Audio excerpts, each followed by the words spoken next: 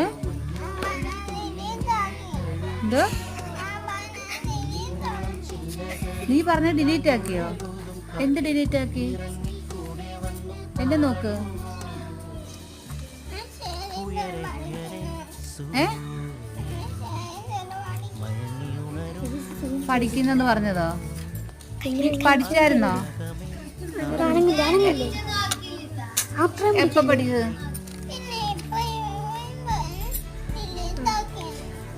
Delete ആക്കിയെന്ന് പറഞ്ഞോ? എപ്പോ പറഞ്ഞ?